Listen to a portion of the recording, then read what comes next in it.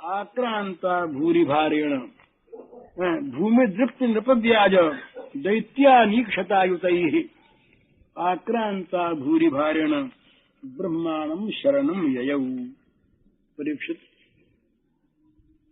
वो समय था जिस समय लाखों लाखों दैत्यों ने बड़े अभिमानी मदमत्त राजाओं के रूप में प्रकट होकर अपने भार से पृथ्वी को एकदम आक्रांत कर दिया।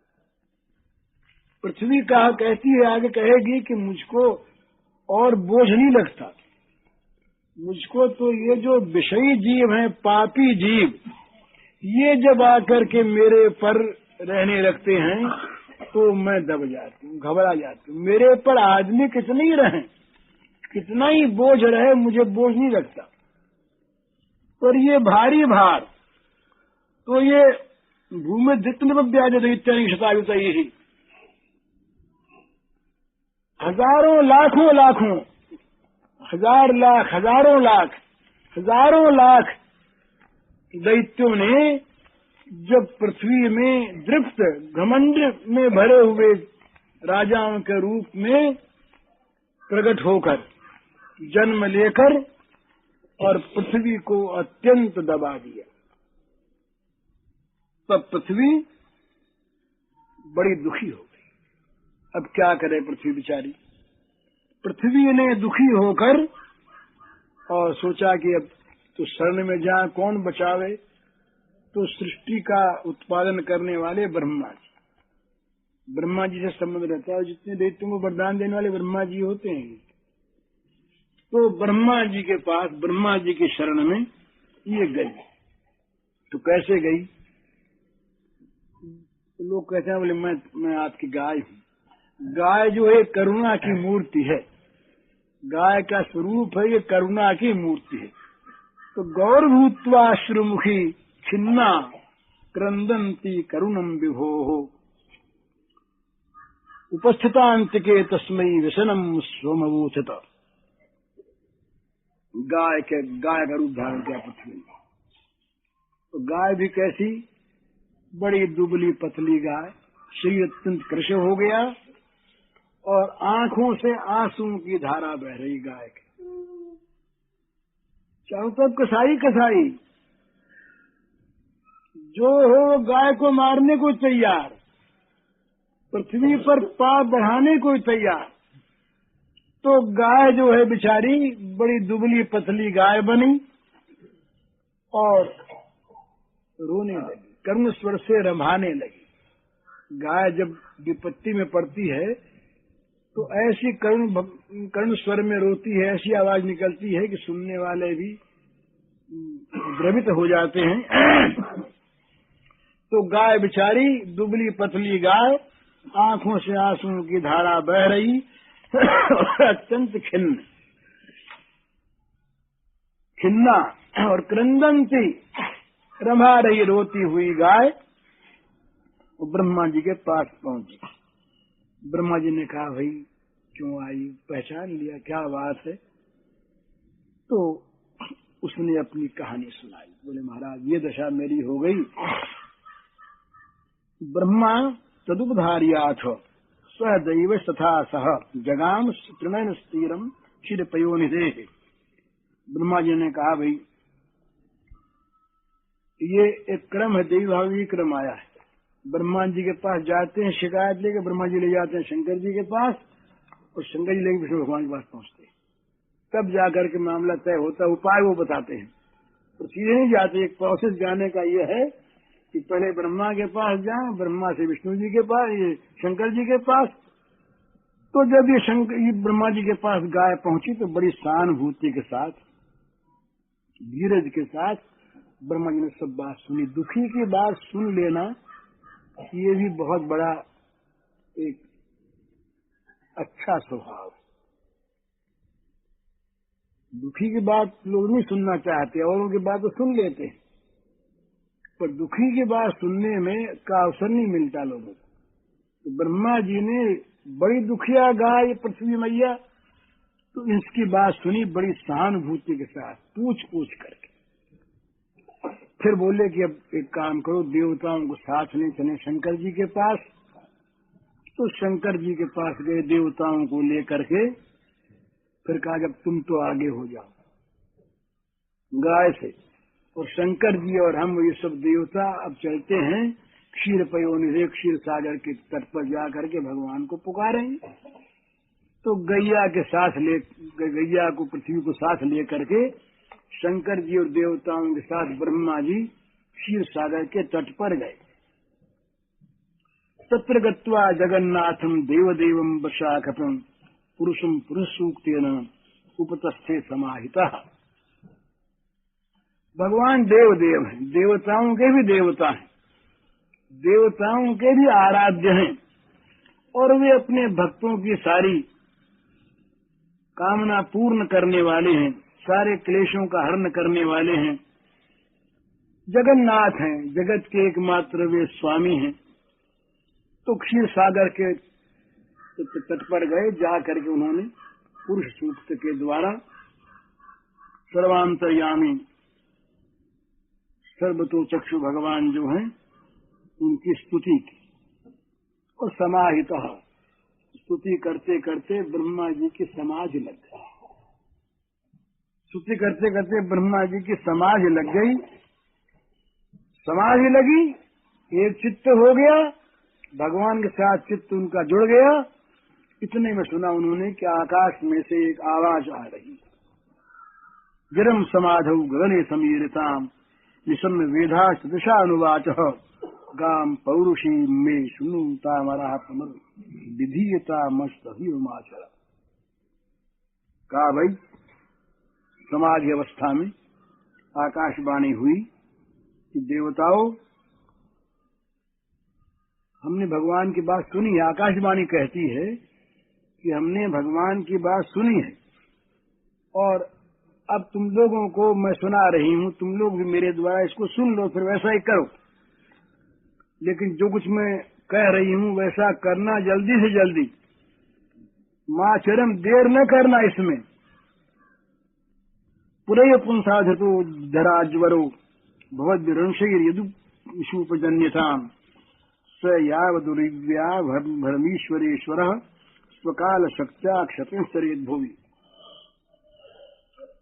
बोले तुम लोग आए हो ना, तुम्हारा तो आना ठीक ही है, पर ये पृथ्वी के कष्ट का पता भगवान को पहले से है, ये सब जानते हैं। वे सारे ईश्वरों के ईश्वर, ईश्वरों के ईश्वर हैं। तो वे अवतार लेंगे, तो वे आवेंगे, और वे अपनी काल शक्ति के द्वारा अवतार लेकर जब पृथ्वी का भार हरण करने को आवे, उसके पहले पहले तुम लोग जाओ और जा करके यदुकुल में जन्म ले लो। सब देवता जाएं और जा करके यदुकुल में सब के सब जन्म ले ले, और वहां भगवान की लीला में पार्षद बन करके सहयोग दें। देवताओं के लिए भी सेवा बताए कि तुम लोग जाओ। और ये भगवान जो हैं, ये पहले वसुदेव गृहे साक्षात भगवान पुरुष पर जनिष्यते सत्प्रियार्थम संभवंत सुरस्त्रिय। ये वसुदेव जी के घर में स्वयं भगवान पुरुषोत्तम परात्पर भगवान जो हैं ये प्रकट होंगे, और संभवंत सुरस्त्रिय तत्प्रियार्थम, या जनिष्यते तत्प्रिया, वो कहते हैं कि राधा के साथ अवतीर्ण होंगे। ये संकेत किया राधा के साथ भगवान वहां पर अवतीर्ण होंगे, इसलिए राधा की सेवा भी तो होनी चाहिए। तत्प्रियार्थम, उनकी जो प्रिया राधिका है उनकी सेवा के लिए देवांगनाएं भी जाएं, देवांगनाएं जाएं। तो उनकी जो प्रियतमा है प्रिया राधा जी, उनकी सेवा के लिए देवांगनाएं जा करके जन्म ग्रहण करें। ये गोपियों में बहुत सी देवांगनाएं थी, श्रुतियों की ऋचाएं थी, ऋषि मुनि थे, ये सब। तो इन देव कन्याओं से कहा, देवांगनाओं से, कि तुम लोग भी जाओ सुरस्त्रिय है। तत्प्रियार्थम, उनकी प्रिया की सेवा के लिए, उनकी सेवा के लिए, उनकी प्रिया की सेवा के लिए तुम लोग भी सब जाओ वहां। और वासुदेव कलानंत सत्यवर्ण स्वराट अग्रतो भविता देवो हरि प्रीच कीर्षया। और जो अनंत भगवान शेषनाग हैं, जो इनके भाई बनते हैं, अब की बड़े भाई बन के जाए, तो ये स्वयं प्रकाश जो भगवान शेष हैं अनंत, और जो भगवान की कला है, और कला होने के कारण ही जो अनंत हैं। अनंत का अर्थ ये है कि जिसका अंत न हो, अंत का अंश भी अनंत होता है। ऐसे जो नित्य अनंत हैं भगवान शेष, और जिनके 1000 श्रीमुख हैं। 1000 श्रीमुख इसीलिए रखते हैं कि एक श्रीमुख से भगवान का गुणगान करने में उनको मजा नहीं आता, तो उन्होंने मांग के 1000 मुंह लिए। 1000 मुंह, राधा जी ने तो कहा कि अरे 1000 से क्या होता, करोड़ मुंह हो तब कहीं श्री कृष्ण का नाम लेने का आनंद आवे, अब एक मुख से क्या हो। तो शेष जी ने 1000 मुख अपने लिए, बुरा लगता ना, 1000 मुंह हो तो कितना बुरा लगता है, पर वो कितना अच्छा कि 1000 मुंह से भगवान का गुणगान करते करते भी न थकें। तो जिनके 1000 मुंह हैं वे भगवान अनंत भी। आकाशवाणी कहती है देवताओं का प्रिय कार्य करने के लिए, और अग्रतो उनके बड़े भाई बनकर पहले से पहले, वो पहले चले जाएं, आगे जा करके और भगवान की लीला के अभिनय के लिए तैयारी करें। विष्णु और माया भगवती यया सम्मोहितम जगत आदिष्टा प्रभुनाम शिवन कार्यार्थी संभविष्यति। योग माया बिना काम नहीं होता। भगवान की जो योग माया है, अत्यंत ऐश्वर्यमय योग माया भगवान की, जिसने सारे जगत को मोहित कर रखा है। तो भगवान की आज्ञा से ये योग माया भी अंश रूप में जाएंगी, वहां पर अवतार लेंगी, और ये भगवान की लीला का कार्य संपन्न कराने में सहायता करेंगे। कल मौका लगेगा तो बताएंगे कि इसमें श्री कृष्ण के, स्वयं भगवान श्री कृष्ण के प्रकट होने का भी इसमें संकेत है। तो इस प्रकार से आकाशवाणी हुई। तो सुखदेव जी कहते हैं कि इत्यादि श्यामरगणान प्रजापति पतिर विभु आश्वासित महीम गीर्भि स्वधाम परमम ययौ। सुखदेव जी कहते हैं कि परीक्षित, ये प्रजापतियों के जो स्वामी हैं भगवान ब्रह्मा जी, उन्होंने देवताओं को आकाशवाणी सुनकर ये आज्ञा दी कि अब तुम लोग जाओ, ये आकाशवाणी हुई है। और पृथ्वी से भी कहा, ढाढ़स बंधाया पृथ्वी को, आश्वासन दिया, आश्वासित महीम, पृथ्वी को कहा कि अब तुम डरो नहीं, अब तुम्हारा भार बहुत जल्दी उतर जाएगा। और यूं कह करके इन सबको भेजा और आप अपने परम धाम को, स्वधाम को गए। शूरसेनो यदुपतिर मथुरा मावसन्नपुरी माथुरान शूरसेना विषयान बूझे पुरा। एक राजा थे यदुवंशियों में, उनका नाम था शूरसेन। वे मथुरापुरी में रह करके ये माथुर मंडल और शूरसेन मंडल, इन दोनों का शासन किया करते थे।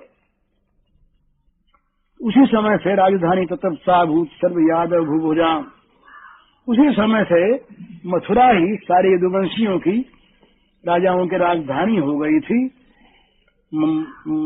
कौन सी मथुरा? मथुरा भगवान यत्र नित्यम सन्निहितो हरि। ये मथुरा की महिमा कहती साथ ही, मथुरा में भगवान श्री जो हरि हैं ये सदा रहते। मथुरा में भगवान जो हैं ये नित्य विराजित रहते हैं। नित्यम सन्निहितो हरि, भगवान के द्वारा ये नित्य संभूषित रहती है, नित्य विराज रहते हैं भगवान इसमें। ऐसी मथुरा, तो वो मथुरा उनकी राजधानी हो गई थी। तस्यां तो कदाचित छोर्य वसुदेव कृतोद्वह देवक्या सूर्या सार्धम प्रयाणे रथम आरूढ़। तो मथुरा में ये सब रहते थे। तो सूर्य जी के पुत्र थे वसुदेव जी, वो उनका देवकी के साथ ब्याह हुआ, और देवकी के साथ ब्याह करने के बाद वो रथ पर सवार हुए अपने घर जाने के लिए। तो उग्रसेन सुत कंस स्वसु प्रीत कीर्षया रश्मीन हयानाम जग्राह रौकुमयी शतव्रता। चली सवारी। अब तो पीछे पीछे बहुत से रथ थे, सैकड़ों रथ थे, सोने के बने हुए सब रथ दायजे में दिए, और बारात में आए सब के सब रथ चले। और ये लगती थी चचेरी बहन, कंस जी की चचेरी बहन। तो कंस ने सोचा कि अब बहन जा रही है, बड़ा स्नेह उपजा मन में। तो कहा भाई सारथी का तुम हट जाओ, बहन के तो घोड़े हम हाँकेंगे।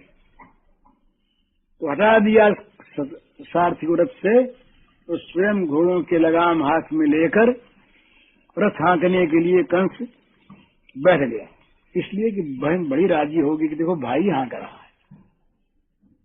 तो देवकी को प्रसन्न करने के लिए ससुप्रीत कीर्षया, देवकी को प्रसन्न करने के लिए, बहन को राजी करने के लिए कंस बड़े स्नेह से स्वयं रथ हाँकने लगा।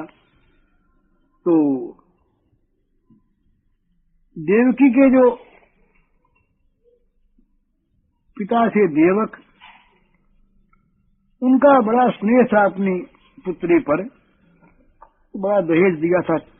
चतुशतम पारिवर्धम गजानाम च 63 दासीनाम सुकुमारीनाम द्वेषते समलंकृते दुहित्रे देवक प्रादात देवक बरबद्धु सुमंगलम शंख तुर मृदंगाशय निरुदुंद समम। कहा कि भाई इस प्रकार से बड़ा स्नेह था। तो कन्या की विदाई के समय और उन्होंने सोने के हारों से सजे हुए 400 हाथी दिए, 15,000 घोड़े दिए, और 1800 रथ दिए, और सुंदर सुंदर वस्त्राभूषणों से विभूषित 200 दासियां दी। और चारों तरफ मंगल गान होने लगे, बाजे बजने लगे, शंख बजे, तुरही बजी, मृदंग बजे, दुंदुभियां बजी विदाई के समय, और ये सब जाने लगे। प्रयाण प्रक्रमे तावत बरबद्धु सुमंगलम, ये सब जाने लगे उस समय। अब कंस हाँक रहा और वो रथ जा रहा। तो पथित प्रग्रहणम कंस माभास्या शरीरवाक हास्या स्वामष्टमु गर्भो हंतायां वहसे बुधा। आकाशवाणी, कंस हाथ में घोड़े के लगाम लिए हाँक रहा था। इतने में आकाशवाणी बोली, अरे मूर्ख।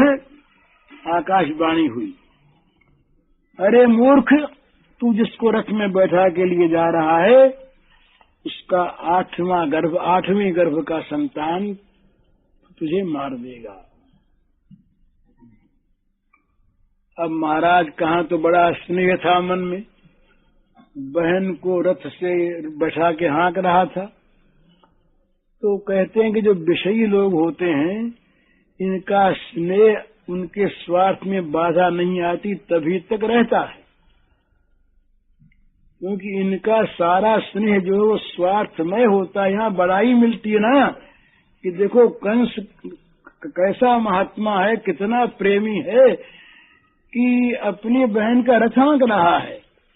बहन से प्रेम थोड़ा ही था, वो तो बड़ाई सुनने की अभिलाषा थी, विषय था मन में। तो जो आकाशवाणी सुनी कि 8वीं संतान तुझे मार देगी, इत्युक्त सखल पापो भुजानाम कुलपांसना भगिनीम हंतुमारब्ध खड़ग पानी कचे गृहिणी। बदल गया सारा का सारा स्वांग। उस समय बड़ा पापी था कंस, बड़ा पापी था, बड़ा पापी था, और उसके दुष्टता की कोई सीमा नहीं थी। बड़ा खल था, बड़ा दुष्ट था, मानो वो भोजवंश का कलंक ही था, एक तरह से राक्षस था। तो आकाशवाणी जहां सुनी वहां उसका सारा स्नेह बह गया। जरा सी भी उसने बात नहीं सोची कि भाई आगे चल के देख लेंगे, अभी तो काम निभाओ, इसको घर तो पहुंचा दो, फिर देख लेंगे। इतना भी नहीं सोचा, चट उसने तलवार खींच ली म्यान से, तलवार खींच ली, खड़ग पानी, और पीछे मुड़ करके बहन की चोटी पकड़। कहाँ तो पहुंचाने जा रहा था, कहा अपने मरने की बात सुनते ही तलवार खींचकर चोटी पकड़ ली उसने बहन की। उस समय जो अपने पति के साथ विवाह करके जा रही थी बहन, उस बहन की उसने चोटी पकड़ ली, तलवार खींच ली, डराने के लिए नहीं, हंतुमारब्ध, मारने के लिए, मार डालूंगा, तैयार हो गया मारने के लिए। शर्म भी नहीं आई।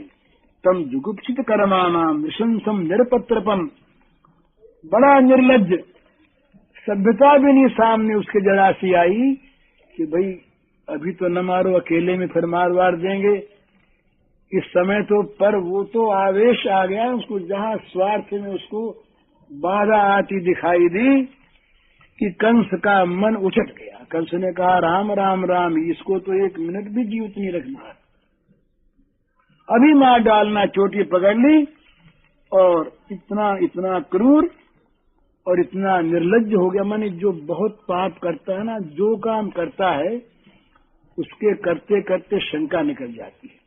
तो न मालूम कितनी स्त्रियों को अब तक ये मार चुका था कंस, न मालूम कितने खून कर चुका था, कितनी बदमाशी कर चुका था। तो ये करते करते इन सब बातों में ये निर्लज्ज हो गया था।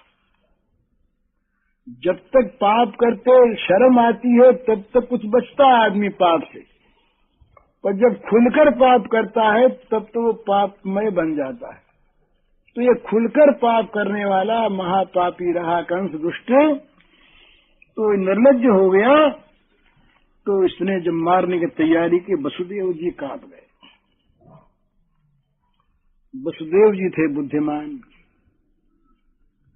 वसुदेव जी ने सोचा कि इसके हाथ में है तलवार, अब ये लड़ाई करने की बात भी सोचेंगे तो ये तलवार पहले मार ही देगा, देवकी तो मरी जाएगी, फिर चाहे इसको मारो। देवकी के मरने के बाद चाहे बदला लो, मारो, उससे तो कोई लाभ होगा नहीं। तो देवकी के मरने से पहले पहले ही बुद्धिमानी से समय देख करके एक बार रक्षा कर ली जाए, बचा लिया जाए, फिर देखेंगे। तो उनके लिए कहा वसुदेव महाभाग, महाभाग बड़े भाग्यशाली थे। जिनकी बुद्धि ठीक वही महाभागवान, महाभाग, और जिनकी बुद्धि बिगड़ी वो तो अभागा है ही। तो समय पर विपत्ति के समय जिसकी बुद्धि न बिगड़े, विपत्ति के समय जिसकी बुद्धि ठीक ठीक निर्णय दे, विपत्ति के समय जिसकी बुद्धि का निश्चय सम्यक हो, वही वास्तव में महाभाग है, भाग्यवान है। विपत्ति में घबरा गया, विपत्ति में आवेशित हो गया, विपत्ति में कुछ भी कर बैठा, फिर तो कर बैठा, फिर तो गया हाथ से मौका। तो ये वसुदेव जी महाराज जो रहे, ये बड़े, तो उन्होंने सोचा कि खल है ना, ये खल को राजी करने के लिए जरा उसकी खुशामद करनी पड़ती है, बड़ाई करनी पड़ती है। तो वसुदेव जी बड़े बुद्धिमान रहे। तो वसुदेव महाभाग उवाच परिसांत्वयन्, उसको देखा ये तो मारने को तैयार है, तो हाथ जोड़ी बोले जरा बात सुन लीजिए, जरा बात सुन लीजिए, मारिए जरूर, जरा से सुन लीजिए बात। शांत करते हुए और वसुदेव जी ने बड़ी नम्रता के साथ और मुंह पर कोई मिलानता न लाते हुए, मानो इस प्रकार का मुंह उन्होंने किया उस समय कि कंस के गुणों पर मुग्ध है। कंस को यही भान हुआ कि ये तो भाई सचमुच महात्मा है, ये मेरे गुण पर मुग्ध हो रहे हैं, तभी तो बड़ाई करते हैं। तो वसुदेव जी इस प्रकार की आकृति बना करके वसुदेव उवाच का श्लाघनीय गुण सूरई भगवान भुज विशस्कर बड़ाई स कथम भगिनी मन्यात स्त्रिया मुद्वा पर्व। वसुदेव जी ने कहा, मृत्यु जन्मताम। वसुदेव जी बोले, आह क्या आपकी तारीफ की जाए कंस जी, आप तो महाराज होनहार हैं, आपके वंश में आप कुल दीपक हैं और आप तो वंश की कीर्ति बढ़ाने वाले हैं, और आपके समान संसार में वीर कौन है? सारे बड़े बड़े शूरवीर आपके गुणों की प्रशंसा करते हैं, बड़ाई करे तब कोई बात सुनता ही नहीं। पहले बोले कौन सुनाने वाले आए, हम तो मार देते हैं। बोले सारे शूरवीर आपके बड़ाई। इसमें एक दूसरा विचार, इतने शूरवीर होकर के तुम स्त्री को मारते, बहन को मारते हो। तो कहा कि भाई आप जो हैं ये बड़े शूरवीर हैं, शूरई श्लाघनीय गुण शूरई ही। केवल मामूली लोग आपके बड़ाई करते हो, आपके गुण गाते हो, सो बात नहीं है। बड़े बड़े शूरवीर भी आपके गुणों की श्लाघा करते हैं, सब बड़ी बड़ाई करते हैं आपकी। और आप भोज वंश के तो बस यश बढ़ाने वाले ही दिवाकर हैं। भोज वंश का आपने सूर्य है, उसके आपने फैला दिया यश तमाम। इतने बड़े आप, ये जरा सी छोरी हैं, तीन बात आप शूरवीर हैं और आप तो यशवान हैं। दो बात दिखाई कि शूरवीरता भी नहीं होगी इसमें और यश भी जाएगा। बोले इसमें तीन बात है कंस जी, एक तो आपकी बहन है, दूसरे जात की स्त्री और तीसरे ब्याह का मौका। तीन बात, स्त्री जाति और आपकी बहन और ब्याह का अवसर। भला इस समय इसको मारने में जरा विचार लीजिए आप, ठीक नहीं मालूम होता है। सकथम भगिनी हन्यात स्त्री मुद्वा पर्वणि। और महाराज फिर एक बात आप सुने तो, मृत्यु जन्मोताम वीर देहेन सहज आयते अद्य वाद्य शतांते वा मृत्युर्वई प्राणी नाम ध्रुव। आप बड़े सूरवीर, आपको मार कौन सकता है? पर एक बात सच है, वो तो यही है कि आप बड़े शूरवीर हैं। वीर संबोधन किया यहाँ पर भी, आप बड़े शूरवीर हैं महाराज। जरा सोचिए, जन्म जब लेता है आदमी तो मौत को साथ लेके जन्म लेता है। जन्म के साथ ही मृत्यु उत्पन्न हो जाती है, चाहे कोई आज मरे या 100 वर्ष के बाद मरे, जो जन्मा है वो मरेगा ही। और देह पंचत्वमापन्ने देही कर्मानुगोवशः देहांतर मनुप्राप्य प्राक्तनम त्यजते वपुः। पहली अगर कड़ी बात कहते सुनते ही नहीं, अब वो बड़ाई सुनी तो तलवार हाथ के हाथ में रह गई, सुनने में मन लगे, और ये बात तो ठीक है था। बड़ाई की बात आ गई ना तो प्यारी लगी तो तलवार रुक गई। बोले कहता तो बात ठीक, हमको सूरवीर बताता है और ये भी बताता है कि तो कितना यश फैला हुआ है, तो हमारे गुण को जानता है, देखे क्या कहता है, सुने।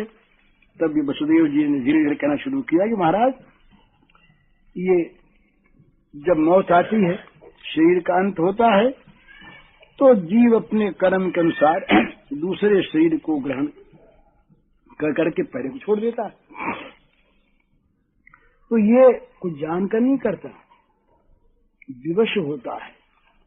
कर्म उसको विवश करते हैं और अवश्य होकर के, परवश होकर के उसको मरना पड़ता है, दूसरा शरीर धारण करना पड़ता है। और बोले महाराज ये शरीर का जाना और छोड़ना कैसा है कि जैसे जोंक होती है ना, भजन तिष्ठन पदई के न यथी वही के न गच्छति जिसे यथा तनजलू कैवम देही कर्म गतिम गता। जैसे चलते समय मनुष्य आगे पैर जमा कर पिछड़ा उठाता है, और जैसे जोंक जो है अगले तिनके को पकड़कर पीछे वाले को छोड़ती है, इसी प्रकार से ये जीव भी कर्म के अनुसार दूसरे शरीर को प्राप्त कर लेने के बाद इसको छोड़ता है। यहाँ वो मिला, ये छोड़ा।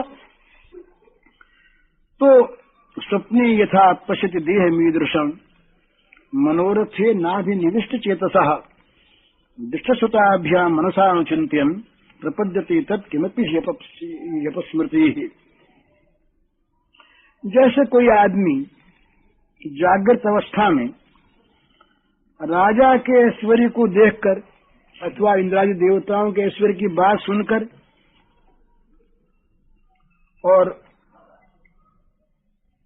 अभिलाषा करने लगता है वैसी, और उसका चिंतन करते करते उन्हीं बातों में घुल मिल जाता है और उसको सपना आता है कि राजा हो गया और इंद्र हो गया, और वो सपने में भी दरिद्रता को भूल जाता है। और शेखचिल्ली लोग क्या करते हैं कि जागृत अवस्था में ही ये होगा, यूं राज मिलेगा, और यूं मिल गया तो यूं भोगना और यूं भोगेंगे, इस प्रकार से तन्मय हो जाते हैं, उस समय अपने देह को भूल जाते हैं। वैसे ये जो जीव है ये कामना और कामना के लिए किए हुए कर्मों के वश में होकर दूसरे शरीर को प्राप्त हो जाता है, इसको भूल जाता है। तो ये जो मन है जीव का, ये कैसा है? हो गया। तो इस प्रकार ये वसुदेव जी ने कहा, इसका फिर कर देंगे। वो कहा कि भाई आप देखिए कि जीव का जो मन है ये विकारों का समुदाय है, पुंज है। ये जब मनुष्य का मरने का समय आता है तो अनेक जन्मों के संचित कर्मों की वासना से और जिस शरीर के चिंतन में लीन हो जाता है, जैसा चिंतन करता है उसी प्रकार की उसकी गति दूसरा जन्म उसको प्राप्त होता है। तो ये अज्ञान के द्वारा ही आना जाना मालूम होता है। जैसे घड़े के अंदर सूर्य हिलता मालूम होता है, सूर्य हिलता नहीं, इसी प्रकार से। तो इसलिए अंत में कहते हैं कि महाराज आप तो बड़े बुद्धिमान हैं, जो भी आदमी अपना कल्याण चाहे उसे किसी के साथ भी द्रोह नहीं करना चाहिए।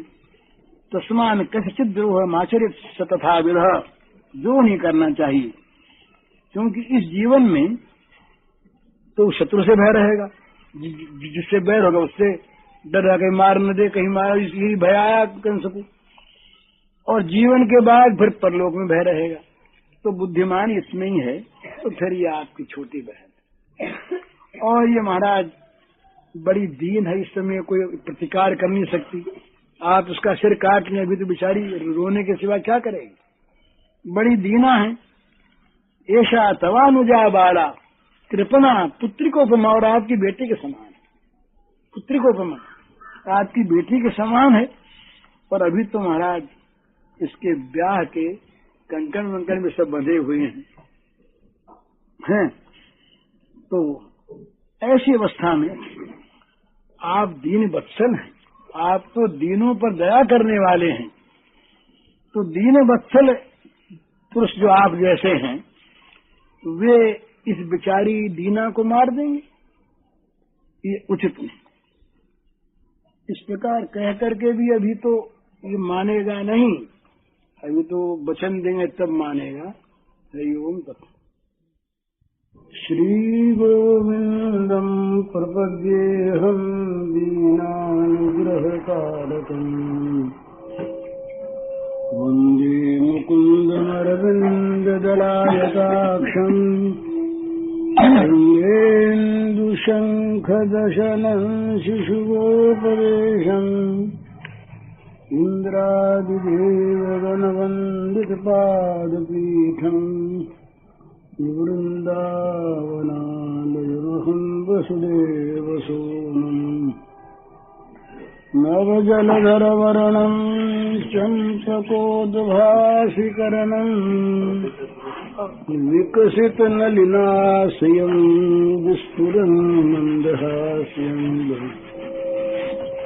कनकरुचिदुकूलम् चारुबर्हावशूलम् कमपि निखिलसारम् नौमि गोपीकुमारम् वंशीविभूषितकरार्णवनीरदाभात् पीताम्बराधरुणदम्। कठिन देश, चिंता नहीं करनी दूसरी। पीताम्बराधरुणबिम्बफलाधरोष्ठात् पूर्णेन्दुसुन्दरमुखादरविन्दनेत्रात् कृष्णात् परं किमपि तत्त्वमहं न जाने। कंस के कारागार में वसुदेव देवकी बंद हैं और भगवान श्री देवकी जी के उदर में प्रविष्ट हो गए हैं। तो भगवान का ये देवकी के उदर में आना देवताओं के लिए, ऋषियों के लिए बड़े ही आनंद की बात है। तो देवता, ऋषि तमाम, शंकर, ब्रह्मा आदि, नारद आदि ऋषि एकत्र होकर के कारागार में आए हैं और वो स्तुति करना चाहते हैं। तो एक महानुभाव लिखते हैं बड़ा सुंदर, वो लिखते हैं जो मुक्ति, जो स्वतंत्रता अपने जीवन से भगवान को हटा दे, वो स्वतंत्रता भी सर्वथा त्याज्य है। और जो जेल खाना भगवान के साथ संपर्क जुड़ा दे और देवताओं को भी उस जेल में आना पड़े स्तवन करने के लिए, वो बंधन भी बड़ा शुभ बंधन, बड़े सौभाग्य से मिलने वाला बंधन। तो वसुदेव देवकी बड़े सौभाग्यशाली हैं कि उनकी दैहिक स्वतंत्रता छिन गई, परतंत्र हैं वे। पर उनकी ये परतंत्रता कितनी महान है कि भगवान स्वयं भगवान को परतंत्र बनाकर उनके उदर में ला दिए। ये परतंत्रता, तो परतंत्रता इनकी क्यों हुई है? इसीलिए हुई कि श्री कृष्ण इनको अत्यंत प्रिय थे। ये परतंत्रता किसी भोग कामना से नहीं हुई, किसी पाप से नहीं हुई। भगवान में एकांतिक मन लग जाए, बुद्धि लग जाए, बाहर का कोई काम रहे ही नहीं। इसलिए भगवान ने मानो अपने पधारने से पूर्व ही वसुदेव देवकी को ध्यान लगाने का अवसर दे दिया। तो देवता लोगों ने देखा कि जो चराचर विश्व में व्याप्त भगवान है उनकी तो स्तुति किए करते हैं। ये जो स्तवन है यहाँ पर, ये देवकी गर्भ में स्थित भगवान का स्तवन है। भला मंगल विग्रह वाले भगवान का स्मरण है। तो देवता लोग ये स्तवन करने के लिए सब तमाम आ गए। जेल खाने के और लोगों को मालूम हुआ नहीं। जेल में सब लोग अपने अपने काम में लगे, किसी को पता नहीं, और देवता लोग अपनी सिद्धि से सबको सम्मोहित करके पधार गए और भगवान का स्तवन उन्होंने आरंभ किया। और स्तवन का जो पहला श्लोक है उसको तो जरा विस्तार से कह दें, उसके बाद फिर देखा जाएगा। तो पहला श्लोक है, ब्रह्मा जी बोले, देवता बोले, सत्यव्रतम सत्य परम त्रिसत्यम सत्यस्य योनिम निहितम च सत्ये सत्यस्य सत्यमृत सत्यनेत्रम सत्यात्मकं त्वां शरणं प्रपन्नाः। 8 विशेषण दिए हैं भगवान। आप सत्यव्रत हैं, सत्य पर हैं, त्रिसत्य हैं, सत्य की योनि हैं, सत्य हैं, और सत्यमृत सत्य नेत्र हैं, सत्यात्मक हैं। तो इस पर वैष्णव तोषणिकार लिखते हैं, बड़ा सुंदर भाव है। वो लिखते हैं कि जब देवता आए, देवता आ तो गए, पर देवताओं ने सोचा कि स्तुति क्या करें, इनका गुणगान क्या करें, जिनके गुणों का कहीं था ही नहीं, जिनके अनंत गुण हैं, अनंत गुणवान भगवान के गुणों का वर्णन करना ये तो असंभव है। बल्कि गुण वर्णन करने जाकर गुणों को सीमित करना है। इसलिए संकोच हुआ। फिर मन में आया कि कोई बात नहीं, इनका एक स्वभाव है, ये नाराज नहीं होते, बहुत थोड़े को ही बहुत बड़ा मान लेते हैं। पत्रम पुष्पम फलम तोयम यो में भक्त्या प्रयच्छति। भक्ति पूर्वक, प्रेम पूर्वक इन्हें अगर एक चुल्लू जल भी दिया जाए, तुलसी का एक पत्र भी दिया जाए, तो ये उसको बहुत बड़ा मान लेते हैं। तो कोई डर की बात नहीं है। वो ये तो प्रसन्न ही होंगे। मच्छर भी तो आकाश में उड़ते हैं, उनका भी उड़ना कहलाता है। यद्यपि उनकी उड़ान क्या होती है। इसी प्रकार भगवान का गुणगान ब्रह्मा जी वगैरह सोचते हैं कि हम क्या करें, ये तो मच्छर के उड़ने के समान है, पर आकाश अनंत है, तो मच्छर का भी आकाश उड़ना मान लेता है, अवकाश देता है उड़ने के लिए। तो भगवान हमें अवकाश देंगे। इस प्रकार से मन में उनके ढाढ़स हुआ। तब बोले, भाई ये करे तो सही, लेकिन बोले भी क्या, कुछ बोला जाए तब न। तब त्वाम शरणम प्रपन्ना। 8 विशेषणों से भगवान को संबोधन करके बोले कि महाराज हम तो आपकी शरण में आए हैं, कुछ कहना सुनना नहीं है। आप जो कुछ वाणी से कहलवा दो वो भले ही कह दें, हम तो आपके शरण में आ गए हैं। दीनहीन शरण में कौन आता है? तो शरण में जो आता है उसमें सबसे पहली चीज होती है दैन्य, असामर्थ्य का बोध। हम कुछ कर नहीं सकते, हमारे में कोई शक्ति नहीं है, हमारे में कोई सामर्थ्य नहीं है। इस प्रकार का जिसको निश्चय बोध होता है वो किसी की शरण में जाता है। दशा आगे भी आएगा इसमें। जहां तक सामर्थ्य का बोध है, हम कुछ कर सकते हैं, वहां वो दूसरे की ओर क्यों देखेगा? दूसरा हमारा कुछ भला कर देगा, इस तरफ उसकी दृष्टि क्यों जाएगी? स्वयं कर सकता है।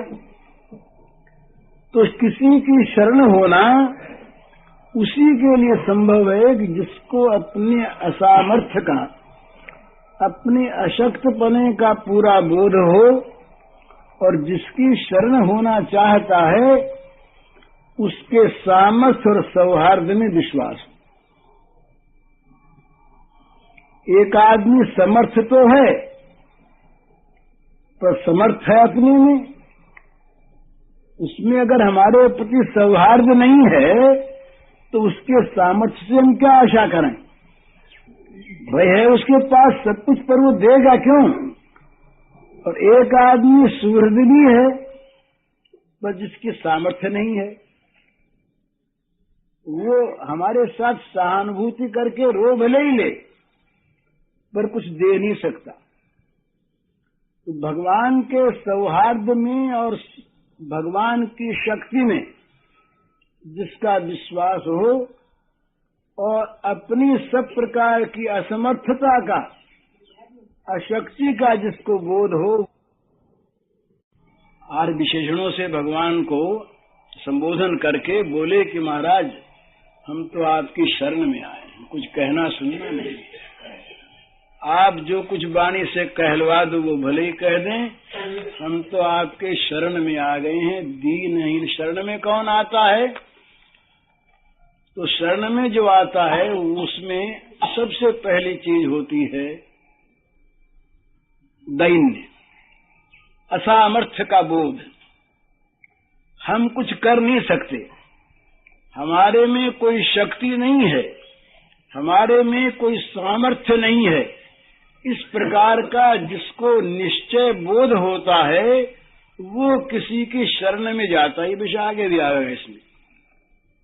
जहां तक सामर्थ्य का बोध है, हम कुछ कर सकते हैं, वहां वो दूसरे की ओर क्यों देखेगा? दूसरा हमारा कुछ भला कर देगा, इस तरफ उसकी दृष्टि क्यों जाएगी? स्वयं कर सकता है।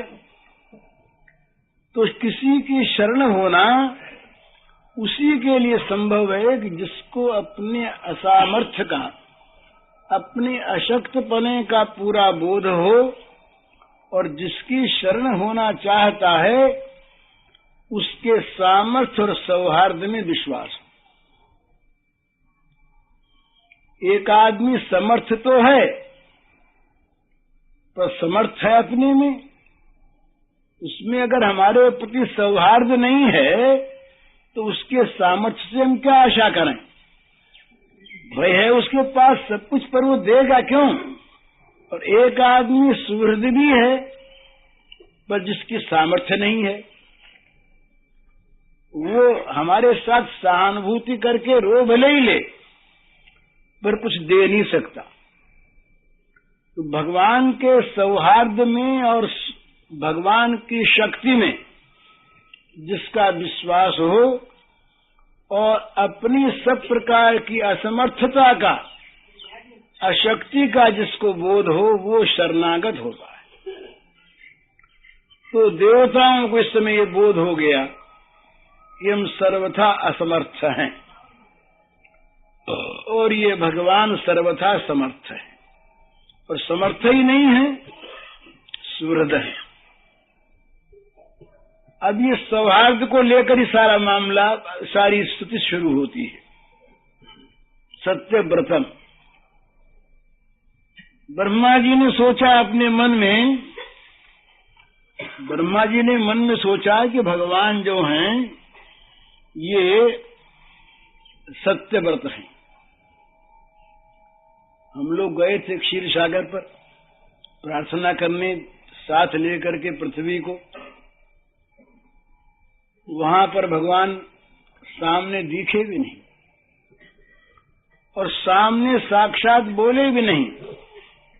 आकाशवाणी के द्वारा उनका संदेश मिला, वो स्वयं नहीं बोले।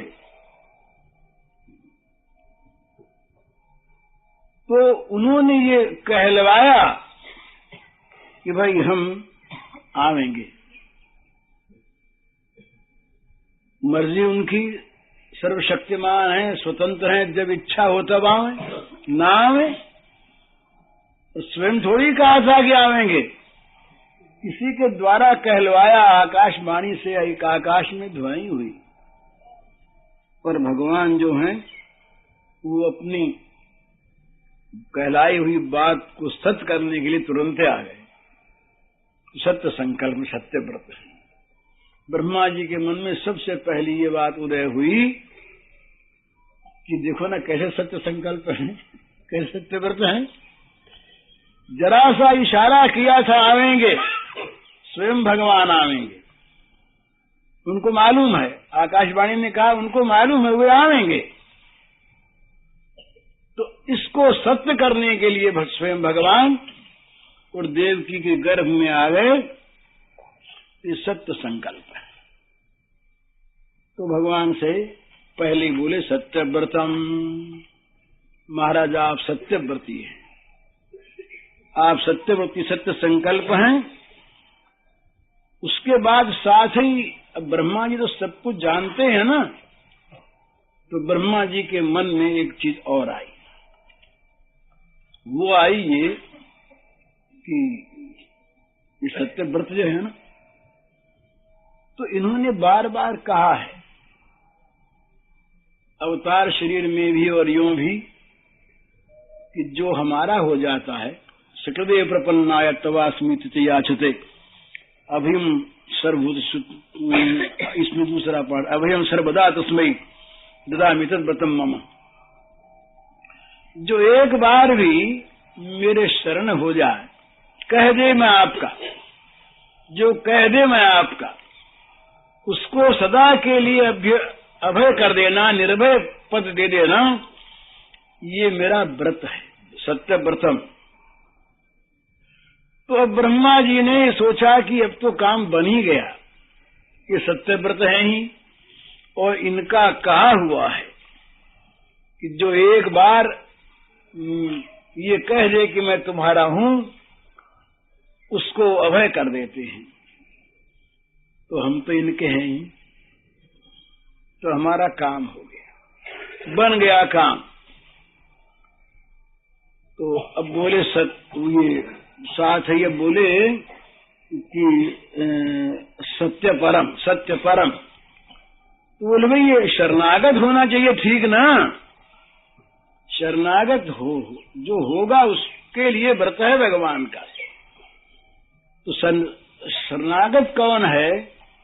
शरणागत वो है जो सत्य पर है, अर्थात ये सत्य ही उनकी प्राप्ति का साधन है, इस प्रकार से समझने वाला, सत्य का ग्रहण करने वाला। भगवान सत्य पर हैं, तो ये भगवान की प्राप्ति का जो साधन है वो सत्य ही है, असत्य नहीं। तो सत्य क्या है और असत्य क्या है, इसको खोलते हुए कहते हैं बड़ा सुंदर, ये जो संसार के लोक परलोक के जितने भी भोग हैं और जितने भी संबंध हैं, ये सारे संबंध और सारे भोग जो हैं, ये सब के सब असत हैं। तो लोक परलोक के संकल्प, भोगों के संकल्प, भोग पदार्थों के द्वारा भगवान को प्राप्त करने का संकल्प, ये सब सत्य परता से अलग चीज है, ये सब असत्य हैं। तो ये इन मिथ्या वस्तुओं में जिनका अभिनिवेश है, जो इन संसार की मिथ्या वस्तुओं से ही अपना कल्याण चाहते हैं, वे भगवान को नहीं प्राप्त कर सकते। सत्य के द्वारा ही सत्य वस्तु की उपलब्धि होती है, मिथ्या से सत्य का कहीं प्राप्त उपलब्ध होना नहीं सुना गया। तो असत्य जो है, इसका त्याग जो करता है उसको भगवान मिलते हैं, भगवान सत्य पर हैं। तो इसलिए जो बहिर्मुख जीव हैं, वे भगवान को प्राप्त नहीं कर सकते, क्योंकि वे शरण में जाएंगे ही नहीं।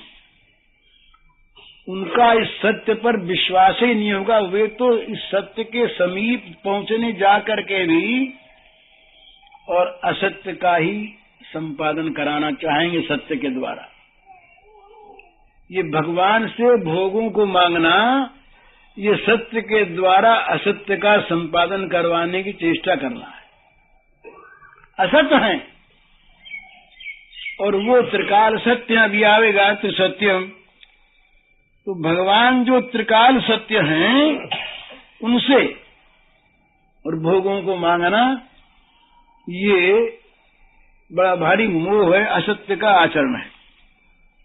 दूसरी बात कहते हैं कि ये जगत की असत्य वस्तुओं में जब अभिनिवेश हो जाता है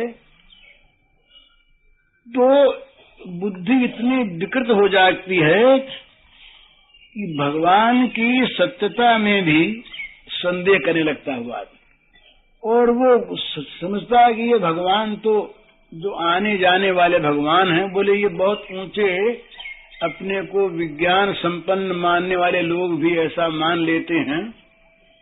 असत्य की उपासना करते करते उनको असत्य की उपलब्धि होती है, तो असत्य का आरोप सत्य में भी फिर वो कर बैठते हैं। तो ऐसे लोग जो हैं बहिर्मुख जीव, वो कहते हैं कि ये अवतार क्या है, ये सब माया की चीज है, कुछ है नहीं। जो गर्भ में आया वो भगवान कैसा, तो इसलिए तो बीच में दिखने वाली चीज है। लेकिन बोले ये बात ठीक नहीं है। भगवान जो है ये ऐसे नहीं है कि जो अब हैं और पहले नहीं थे और पीछे नहीं रहेंगे। ये भगवान त्रिसत्य हैं, त्रिसत्यम।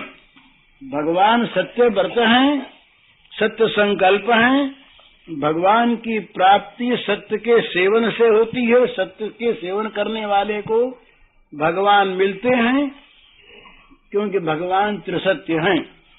ये पहले भी थे, अब भी हैं और पीछे भी रहेंगे। इस प्रकार जो अतीत, वर्तमान और भविष्य तीनों कालों में जो वर्तमान हैं वे भगवान त्रिसत्य हैं। तो तीनों कालों में वर्तमान केवल भगवान की सत्ता है, सो बोले ना, सत्ता वाले तो हैं ही। ये जो भगवान हैं इनका श्री विग्रह, इनका पवित्र नाम, इनके गुण, इनकी लीला, ये सभी त्रिसत्य है। ये अमुक काल में भगवान ने लीला की और अमुक काल में लीला नहीं, ये बात नहीं। ये राम नाम अब बना, पहले राम नाम नहीं था, सो बात नहीं।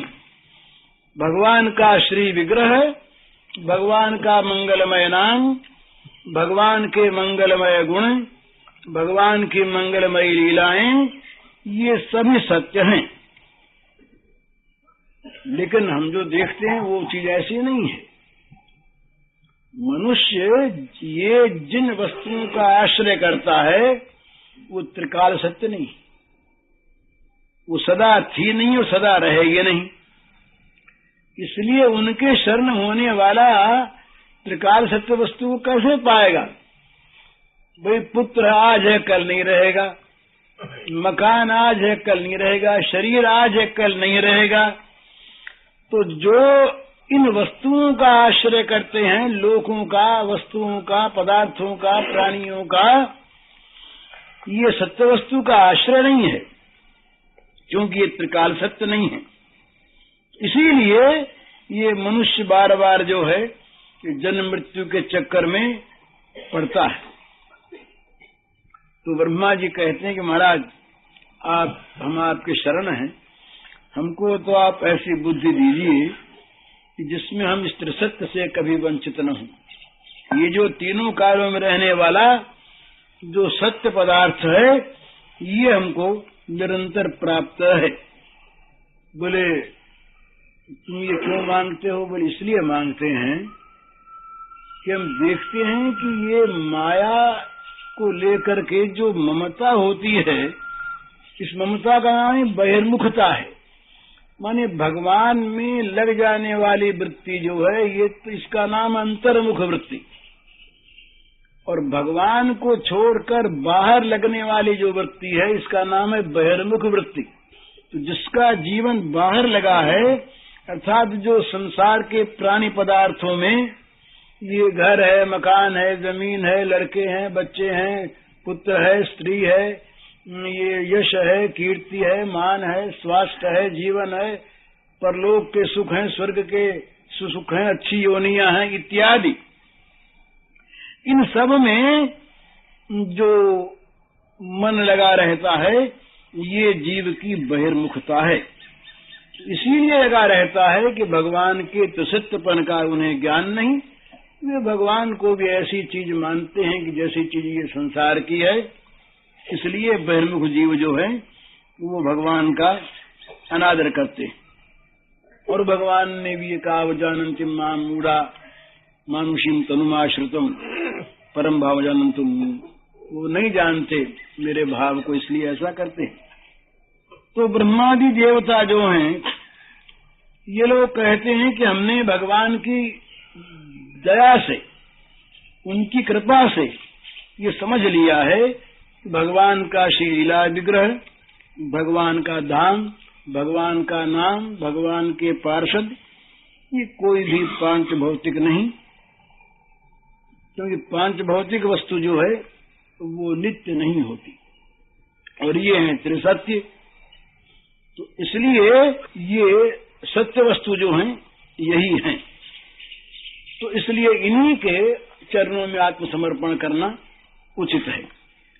तो ये ब्रह्मा जी ने ये कहा कि महाराज आप सत्यव्रत हैं, सत्य पर हैं और त्रिसत्य हैं। उसके बाद कहते हैं सत्य से योनिम निहितम च सत्य। अब ये जितने भी ये पदार्थ हैं जिनके द्वारा जगत रचा जाता है, ये जगत के मूल उपादान कारण जो हैं ये बने हुए ये पंचभूतादि जो हैं इनकी भी योनि आप हैं, ये भी आपसे ही निकलते हैं। इन्हीं की सत्ता से ये जितने भी पदार्थ भी हैं ये पदार्थ भी भगवान की सत्ता से ही, भगवान के द्वारा सृजित ही ये हैं और इनके अंदर भगवान निहित है। ये तो प्रवृत्तिर्भूतानाम इन सर्वमिदं ततम्। ये सारे भूत प्राणी, भूत पदार्थ, चराचर भूत ये सब के सब निकले हैं भगवान से और इन सब में भी भरे हुए भगवान हैं। तो कहते हैं कि भाई इनमें भी कहीं मन जाए तो ये बात याद रहे कि इनके भी मूल आप हैं और इन सब में भी आप नित्य अनुसूत हैं, नित्य निहित हैं, आपके सिवा और कुछ नहीं। इस प्रकार से सत्य से योनि, आप सत्य की योनि हैं, आप सत्य सारा का सारा ये जो है ये आपसे निकला। तो इस प्रकार से वो कहते हैं। फिर कहते हैं यहाँ पर एक और बात कहते हैं, वो कहते हैं कि भाई ये भगवान जो हैं ये सत्य की, ये जो सत्य जो हैं ये जो भगवान से निकले हैं, ये जो बात कही जाती है ये बात इसलिए कही जाती है कि वास्तव में असत, सत से असत पदार्थ नहीं निकलता। सत जो है उससे सत निकलेगा। तो ये भ्रांति है देखने वालों की। देखने वाले मोहवश इन पदार्थों में सत्य को न देखकर इन पदार्थों के बाहरी रूप को देखते हैं। तो वास्तव में ये जो पदार्थ निकले हैं उनसे ये भी सत्य ही हैं। तो इनमें सत्यता का आभास नहीं होता। इनका जो ये लीला परिवर्तन है, ये जितना भी जगत का कार्य होता है पंचभूतों का, ये सारा का सारा कार्य होता है लीला, लोकवत लीला कैवल्यम। ये लीला है तो लीला बदलने वाली होती है, लीलामय नहीं बदलता। तो लीलामय की लीला है तो लीला नित्य प्रवाह माना है, इसलिए वो लीला सत्य है। परंतु उस सत्य लीला की तरफ दृष्टि न होने के कारण से और ये बदलने वाला जो संसार है, संसार के पदार्थ हैं, इनमें ऐसी बुद्धि होती है कि ये चीज नष्ट होने वाली है। तो नष्ट होने वाली ये चीज जो है इसके लीला रूप में है। वास्तव में सत्य योनि ये है, ये सत्य से निकली और सत्य ही इनमें निहित है। तो लीला के बाहरी रूप को न देखकर जो भीतरी रूप को देखते हैं, मूल को देखते हैं, उनको ये मालूम होता है कि इनके मूल में जो भगवान है वही भगवान इनके अंदर भरे हुए हैं। तो वो लीला को देख देख करके प्रसन्न होते हैं, संतुष्ट होते हैं, हर्षित होते हैं, मोहित नहीं होते। माने संसार को संसार के रूप में सत्य नहीं मानते,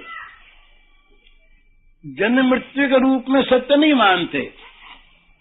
इसको जो सत्य मानकर भगवान के सत्य को छोड़ देते हैं वे तो सत्य परायण नहीं है, वे तो भगवान को प्राप्त नहीं होंगे। लेकिन जो ये भक्त हैं, संत हैं, ये इस जगत के जगत रूप में सत्य की भावना नहीं करते।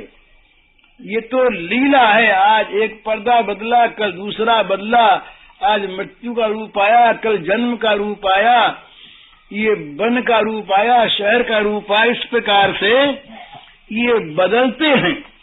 वास्तव में वो जो त्रिसत्य है, जो नित्य वस्तु है, वो ज्यों की त्यों रहती है। इसलिए जो सत्य की योनि है ये सत्य की उत्पादिका है, ये सत्य ही इससे पैदा होता है और वो सत्य इसमें निहित है सर्वदा।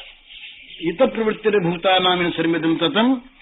इसलिए क्या करना चाहिए कि स्वकर्मणा तम व्रत सिद्धिम बिंदति मान। जगत के रूप में दिखने वाले भगवान की सेवा, भगवान के शरणागत होकर भगवान के लिए करनी चाहिए अपने कर्मों के द्वारा।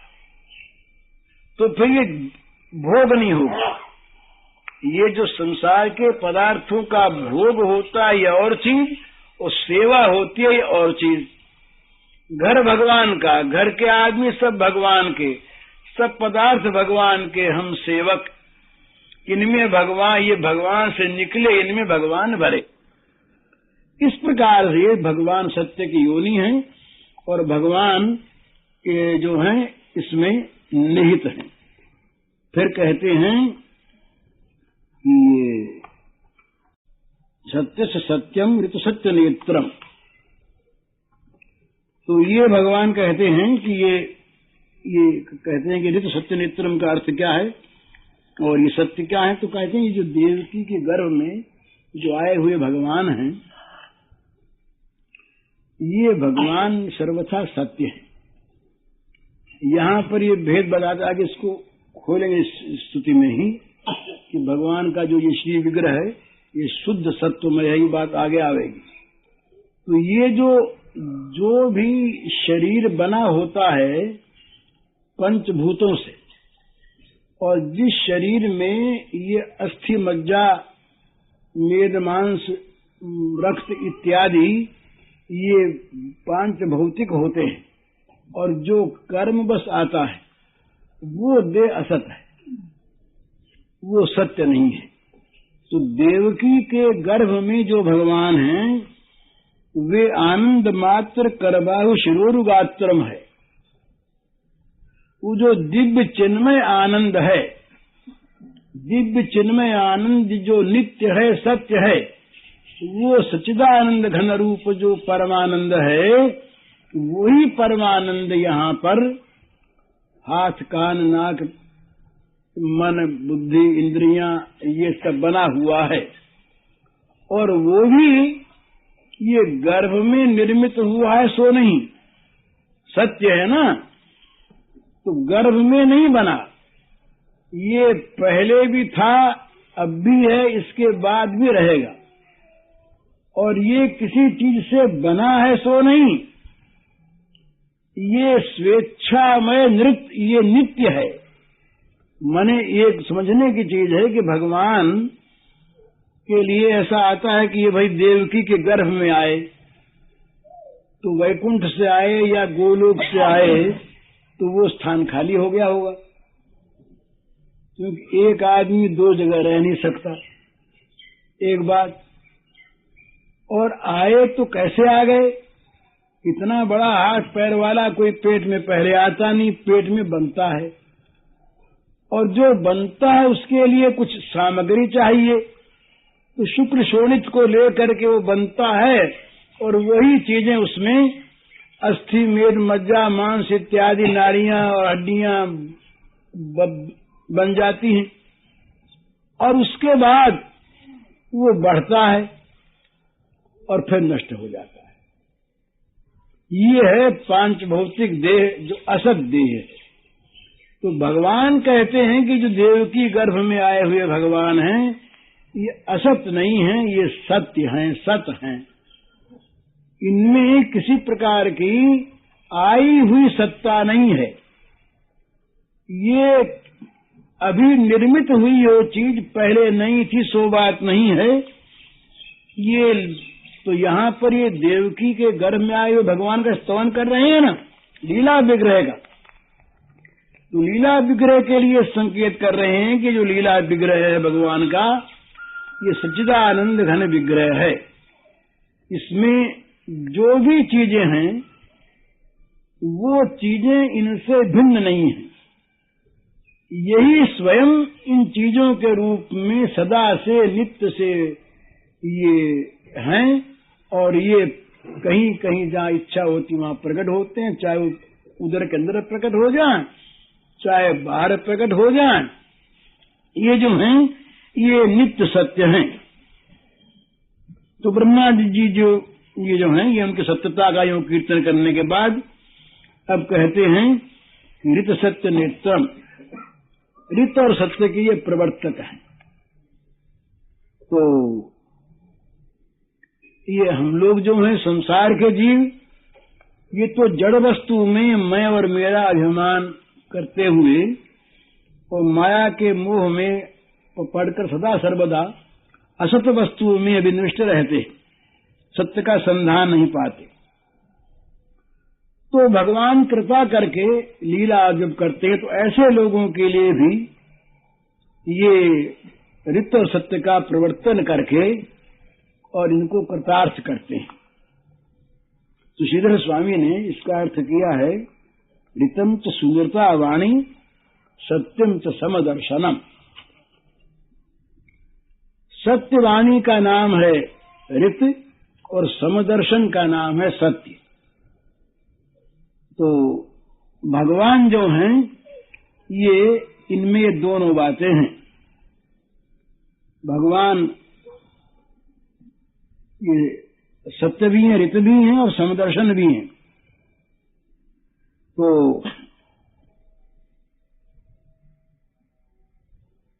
ये कहते हैं कि ऋत क्या है, ऋत खोलते हैं। ऋत कहते हैं कि जो केवल सत्य हो उसका नाम ऋत नहीं है। जिस सत्य के साथ साथ हित लगा हुआ हो, प्रियता लगी हुई हो, उसको ऋत कहते हैं, नहीं तो केवल सत्य ही कहते हैं। ऋत कहने का अर्थ है कि जिसमें साथ साथ मधुरता भरी हुई है उसका नाम ऋत है। तो भगवान जो हैं इनका प्रत्येक सत्य मधुरतामय होता है। तो ये भगवान में ऋत सत्य है। भगवान इस सत्य के प्रवर्तक हैं। दूसरी बात भगवान में क्या है कि ये जगत में जो विभिन्नता देखते हैं ना, वो समदर्शी नहीं है। विभिन्नता व्यवहार में है, विभिन्नता वास्तविक नहीं। तो सत्य का अर्थ ही है समदर्शन। असत्य के दर्शन से जो अलग हो गया वो सत्यदर्शी है। तो सत्यदर्शी विषमदर्शी नहीं होता। जिसको ये बात ठीक ठीक दिख रही है कि एकमात्र भगवान ही सब कुछ है, ये भगवान ही की मूर्ति सब है, भगवान ही सारे रूपों में अभिव्यक्त हो रहे हैं। इस प्रकार जो भगवान को देखता है वही ठीक देखता है, तो वो होता है समदर्शी। तो समदर्शी का अर्थ है भगवतदर्शी। तो जैसे भगवान सारे जगत में समता देखते हैं, अपने आप को देखते हैं, इसी प्रकार भगवान के भक्त समस्त जगत में अपने भगवान को देखते हैं। उनके मन में, उनके नेत्रों में ये बात आ जाती है। तो इसका अर्थ ये नहीं है कि वो सत्य को देख करके व्यवहार में कोई गड़बड़ी करते हों। चैतन्य चरितामृत में कहा, स्थावर जंगम देखे न देखे तार मूर्ति, सर्वत्र ये हो तार निज इष्ट स्फूर्ति। जड़ चेतन जो कुछ भी सामने आता है उसमें उनको अपने इष्ट की स्फूर्ति होती है, परंतु विद्या विनय संपन्न ब्राह्मणे गविहस्तिनी सुनि चैव स्वपाके च पंडिता समदर्शिनः। भगवान के इस वाक्य के अनुसार वे समदृष्टि संपन्न होने पर भी सम व्यवहार वाले नहीं होते। सम व्यवहार या तो पशुत्व है और या उन्मत्तता है। सम व्यवहार नहीं होता। वे व्यवहार में तो यही काम करेंगे जो जहां पर करना है। ये बड़ा सुंदर लिखते हैं, वो लिखते हैं कि तत्व की व्यक्ति जो हैं वो वस्तु में भेद नहीं करते, वो ब्रह्म सत्ता भगवत सत्ता में भेद नहीं करते, परंतु वो उनको दूध की आवश्यकता होगी तो गाय के बदले में वो कुतिया का दूध नहीं दुहेंगे, और भूख लगने पर वो चांडाल भोजन नहीं करेंगे। और इसी प्रकार से सवारी के लिए वो कुत्ते का गाय का प्रयोग नहीं करेंगे, लेकिन गाय में, कुत्ते में, चांडाल में, हाथी में और विद्या विनय संपन्न ब्राह्मण में वो सर्वथा और सर्वदा एक भगवान को देखेंगे। तो कहते हैं कि आप जो हैं अपनी लीला के द्वारा, आपका न कोई शत्रु है न कोई मित्र है, न कोई अपना है न कोई पराया है, पर अपनी लीला के द्वारा आप समदर्शी होकर के भी और ये दिखलाते हैं कि समदर्शन में तो कभी फर्क पड़े नहीं और व्यवहार जहां जैसा करना हो वैसा करे। तो इसलिए आप ऋत सत्य नेत्र हैं, ऋत के और सत्य के इन दोनों के प्रवर्तक हैं। तो भगवान के लिए वो सत्यव्रत सत्यपर इत्यादि कहने के बाद और ये इससे इन्होंने ये दिखलाया कि भगवान के गुण, भगवान का महात्म, भगवान की लीला, भगवान के नाम रूप, ये सभी अनंत हैं और सत्य हैं। तो फिर अब इनका वर्णन कहाँ तक करें, तो अंत में बोले सत्यात्मकम। आप महाराज सत्य स्वरूप हैं, सत्यात्मक। तो यहाँ सत्यात्मक का अर्थ करते हैं कि सत्य आत्मा यस्य तम, जिनका आत्मा सत्य है वे सत्यात्मा है। तो जीव मात्रा की आत्मा तो सत्य है, मिथ्या कभी है नहीं। तो इसलिए सत्यात्मक शब्द जो है ये इतने में शेष नहीं होता, ये तो प्रत्येक जीव सत्यात्मक है। तो यहाँ कहते हैं कि भाई उसमें अंतर क्या है कि सर्वे नित्या शाश्वताश्च देहस्तस्य परात्मनः। ये भगवान का जो देह है और जीव का देह है, इसमें बड़ा भारी अंतर है। सत्यात्मा से केवल आत्मा ही का बोध नहीं है, जो कुछ भी है ये सभी सत्य है। भगवान जो है जो देवकी के गर्भ में आए हुए भगवान हैं, ये सत्यात्मक हैं, सर्वथा सत्य रूप हैं। तो ये बराह पुराण का ये श्लोक है कि ये भगवान और भगवान के पार्षद भक्त इत्यादि जो हैं ये सब नित्य हैं, शाश्वत हैं। इनके देह जो हैं ये भी सब परमात्मा स्वरूप हैं। तो भगवान का जो देह है ये भगवान के स्वरूप के अतिरिक्त कुछ नहीं है। भगवान के जो गुण हैं ये भगवान के अतिरिक्त कुछ भी नहीं है। तो भगवान क्या सगुण और निर्गुण दो चीज है? बोले नहीं, दो नहीं। निर्गुण का अर्थ यह है कि जिसमें भगवान के स्वरूप भूत गुण के अतिरिक्त और गुण न हो, जो त्रिगुणात्मक गुणों से रहित हो। इसका ये अर्थ नहीं कि उसमें अपने गुण नहीं है। जिसमें अपने गुण नहीं, अपनी गुण शक्ति नहीं, वो तो रह नहीं सकता, उसकी सत्ता नहीं। सच्चिदानंद भगवान कहते हैं। तो सत्य में अगर संबित शक्ति, चित्त शक्ति और आलादनीय शक्ति न हो तो सच्चिदानंद का स्वरूप सिद्ध नहीं होता। जो सच्चिदानंद घन है वे सच्चिदानंद भी सत चित्त आनंद शक्ति से युक्त हैं, तभी हैं। ये उनका स्वरूप है, अलग से आई हुई चीज नहीं। तो ये न हो तब क्या है? शून्य है। तो फिर बौद्धों के शून्य में और शंकराचार्य के ब्रह्म में कोई अंतर नहीं रहता। फिर शून्य है तो वो शून्य नहीं है, वो सच्चिद आनंद घन है। तो सच्चिदानंद घन जो है ये उनका स्वरूपभूत गुण है। इस गुण से नित्य समन्वित हैं। ये गुण उनका कभी जाता नहीं। लेकिन जो भगवान का दिव्य विग्रह है वो दिव्य विग्रह केवल भावात्मक गुण वाला नहीं है। वो जो दिखता है, जो स्पर्श में आता है, जिसको सुना जाता है, चखा जाता है, स्पर्श किया जाता है, वो सारा का सारा ही सत्यात्मक है, सच्चिदानंद घनमय है। तो भगवान जो हैं इनके लिए कहा कि आप जो है महाराज ये सत्यात्मक हैं। देवकी के गर्भ में आए हुए ये माया कपट रूप से मनुष्य बने हुए हैं, ये समझकर हम स्तवन करने नहीं आए हैं। देवता जो स्वयं सत्य स्वरूप हैं और परम ज्ञान निधि हैं, वे देवता गर्भ में आए हुए किसी बालक का या किसी दंभ से या माया से कपट से बने हुए भगवान के रूप का स्तवन करने को नहीं आए हैं।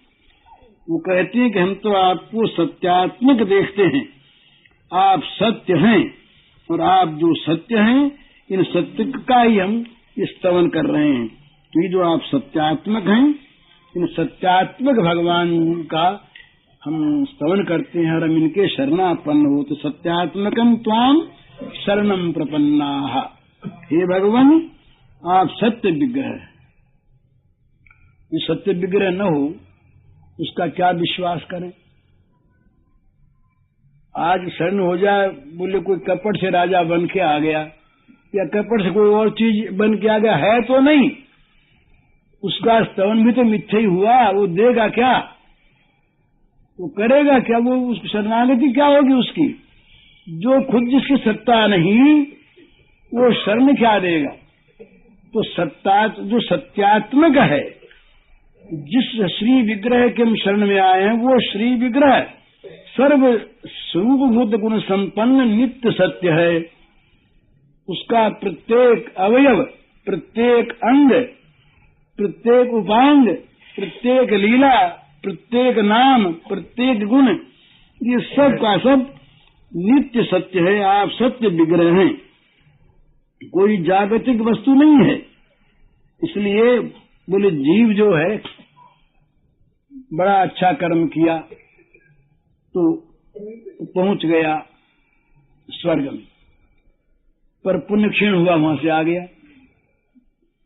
क्योंकि उसने न तो सत्यात्मक को प्राप्त किया और न सत्यात्मक के शरण हुआ वो।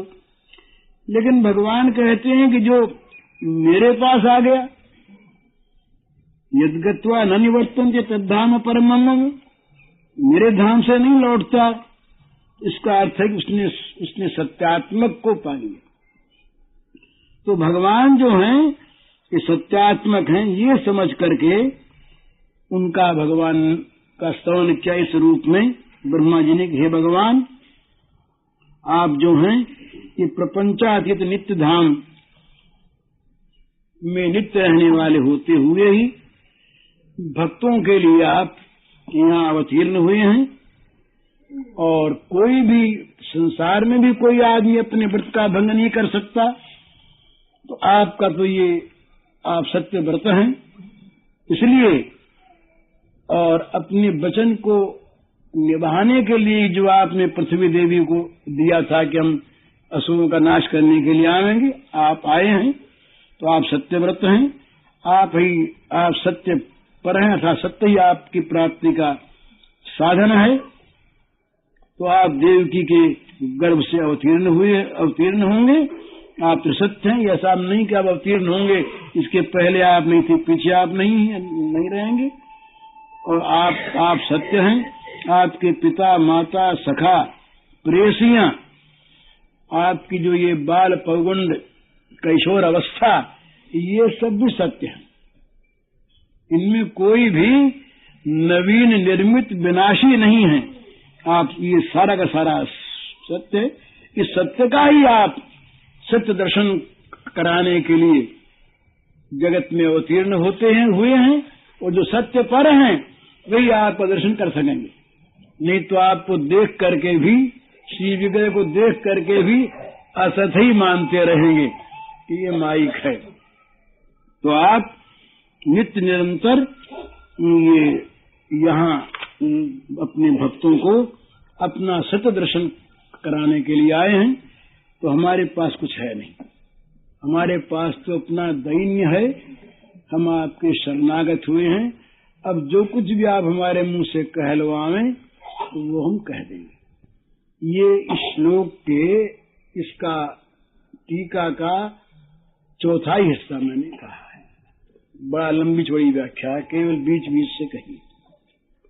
फिर कहते हैं वो एकायनोऽसौ द्विफलस्त्रिमूल चतुर सप्तंचविध षडात्मा सप्तत्वष्टविष्टो नवाक्षो दशच्छदी दुखगो यादि वृक्ष। इस संसार को कहा है आदि वृक्ष,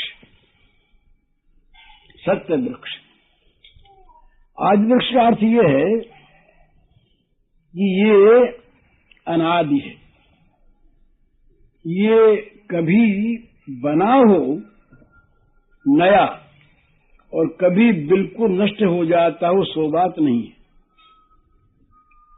इसी को 15वें अध्याय में भी भगवान ने गीता में ऊर्ध्वमूल मदशाखर ये कह करके इसका वर्णन किया है। तो ये आदि वृक्ष है। जीव कितने ही मुक्त हो जाएं,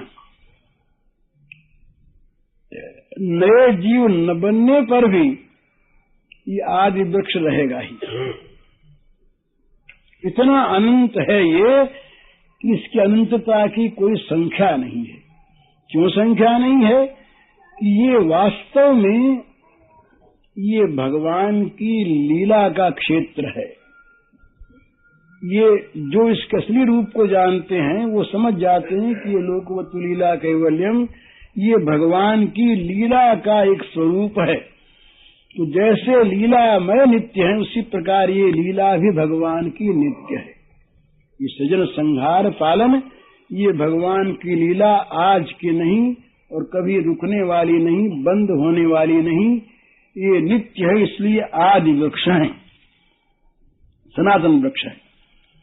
इस वृक्ष का कहते हैं एक आश्रय है। एक आश्रय क्या है? वो भगवान जो है ब्रह्म मूल, वो आश्रय हैं। पर वो आश्रय हो सकते नहीं बिना शक्ति के। उनकी जो प्रकृति है उसी को माना है इस वृक्ष का एक आश्रय। इस वृक्ष का आश्रय है भगवान की प्रकृति, जो परा अपरा रूप से फिर दो भांति के आगे चल के हो जाती है, और जो भगवान के स्वरूपा शक्ति है वो इसकी मूल है, वो इसकी इसका आश्रय, ऊर्ध्वमूल मध शाखा, वो इसका आश्रय है। इसके दो फल हैं, संसार का बंधन ही। संसार के दो फल क्या हैं? सुख और दुख।